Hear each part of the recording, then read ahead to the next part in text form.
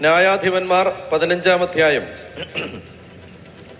ന്യായാധിപന്മാർ 15-ാം അധ്യായം 14-ാമത്തെ വാക്യം. വായിച്ചോ. അവൻ ലേഹിയിലെത്തിയപ്പോൾ ഫിലിസ്ത്യർ ആർപ്പ് വിളികളോടെ അവനെ കാണാനെത്തി. ഒന്നുകൂടെ വായിച്ച്. അവൻ ലേഹിയിലെത്തിയപ്പോൾ ഫിലിസ്ത്യർ ആർപ്പ് വിളികളോടെ അവനെ കാണാനെത്തി. കർത്താവിന്റെ ആത്മാവ് ശക്തിയോടെ അവന്റെ മേൽ വന്നു. ഒന്നുകൂടെ വായിച്ച്.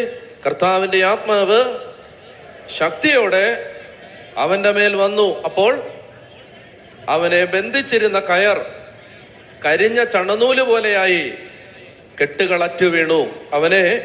അവനെ ബന്ധിച്ചിരുന്ന കയർ കരിഞ്ഞ ചണനൂൽ പോലെയായി തീർന്നു, കെട്ടുകൾ അറ്റു വീണു. ഇതാണ് ദൈവത്തിന്റെ ആത്മാവ് ശക്തിയോടെ ഒരാളുടെ മേൽ വരുമ്പോ ഞാനതാ പറഞ്ഞത്, അനുഗ്രഹത്തിന് വേണ്ടി പ്രാർത്ഥിക്കണമെന്നില്ല. എന്തിനു വേണ്ടി പ്രാർത്ഥിച്ചാൽ മതി? എപ്പോഴും. അതുകൊണ്ട് നമ്മൾ പറഞ്ഞില്ലേ, ആരാധനയുടെ വിഭവങ്ങൾ പറഞ്ഞപ്പോ, എണ്ണ പറഞ്ഞപ്പോ, എപ്പോഴും പരിശുദ്ധാത്മാവിനെ ആശ്രയിക്കണം, പരിശുദ്ധാത്മാവിനോട് പ്രാർത്ഥിക്കണം, പരിശുദ്ധാത്മാവ് നിറയാൻ വേണ്ടി പ്രാർത്ഥിക്കണം. അതായത് എങ്ങനെയാണ് നമ്മൾ ജീവിക്കേണ്ടത് എന്ന് കൃത്യമായിട്ട് പറഞ്ഞു തന്നിട്ടുണ്ട്. യെശയ്യാ പ്രവചനത്തിന്റെ 11-ാം അധ്യായം എടുക്കാം. യെശയ്യാ പ്രവചനത്തിന്റെ 11-ാം അധ്യായം. ഈശോയാണ് നമ്മുടെ മാതൃക. നമ്മുടെ വിശ്വാസത്തിന്റെ നാഥനും അതിനെ പൂർണ്ണതയിൽ എത്തിക്കുന്നവനുമായ യേശുവിനെ കണ്ടാണ് നാം ഓടുന്നത്. ആ യേശു എങ്ങനെയായിരുന്നു? വായിക്കാം. യെശയ്യാ പ്രവചനം 11-ാം അധ്യായം. ജസ്സയുടെ കുറ്റിയിൽ നിന്ന് ഒരു മുള കിളിർത്ത് വരും. വായിക്കാം. ജസ്സയുടെ കുറ്റിയിൽ നിന്ന് ഒരു മുള കിളിർത്ത് വരും, അവന്റെ വേരിൽ നിന്ന് ഒരു ശാഖ പൊട്ടിക്കിളിക്കും. അതാണ് കർത്താവിന്റെ ആത്മാവ്. യേശുവിനെ കുറിച്ച്, മിശിഹായെ കുറിച്ചുള്ള പ്രവചനമാണ്. കർത്താവിന്റെ ആത്മാവ് അവന്റെ മേൽ ആവസിക്കും. ജ്ഞാനത്തിന്റെയും വിവേകത്തിന്റെയും ആത്മാവ്. കണ്ടോ? അതായത് പരിശുദ്ധാത്മാവ് ഒരാളുടെ മേൽ ആവസിച്ചു കഴിയുമ്പോ ആ ആൾക്ക് എന്തൊക്കെയാ കിട്ടുന്നത്? ജ്ഞാനം, വിവേകം. ജ്ഞാനത്തിന്റെയും വിവേകത്തിന്റെയും ആത്മാവ്. അടുത്തത് ഉപദേശത്തിന്റെയും ശക്തിയുടെയും ആത്മാവ്. അതായത് ഉപദേശത്തിന്റെയും എന്തെന്നറിയാം? ഒന്ന്, എന്താ ചെയ്യേണ്ടതെന്നുള്ള ഉപദേശം. രണ്ട്, അത് ചെയ്യാനുള്ള ശക്തി. എന്താ നടക്കേണ്ട വഴി കാണിച്ചു തരുന്നു, പോകാനുള്ള ശക്തി തരുന്നു. ഉപദേശത്തിന്റെയും ശക്തിയുടെയും ആത്മാവ്. പറഞ്ഞേ ഹല്ലേലൂയ, പറഞ്ഞേ ഹല്ലേലൂയ. സങ്കീർത്തനം 32:8. ഇങ്ങോട്ട് തിരിച്ചു വരണേ.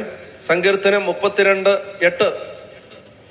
സങ്കീർത്തനങ്ങൾ അതെല്ലാവരും ഒന്ന് എടുത്ത് വായിക്കണേ. എല്ലാവരും ഒന്ന് എടുത്തിട്ട്.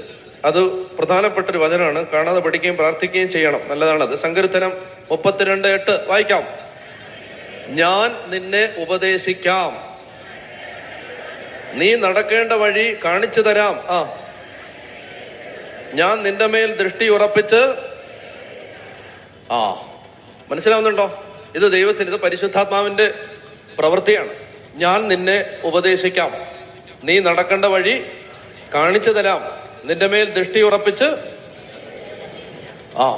അവൻ നിന്നെ ഉപദേശിക്കാം. ഉപദേശത്തിന്റെ ആത്മാവാണ്. വേറൊരു വചനം വായിക്കാം.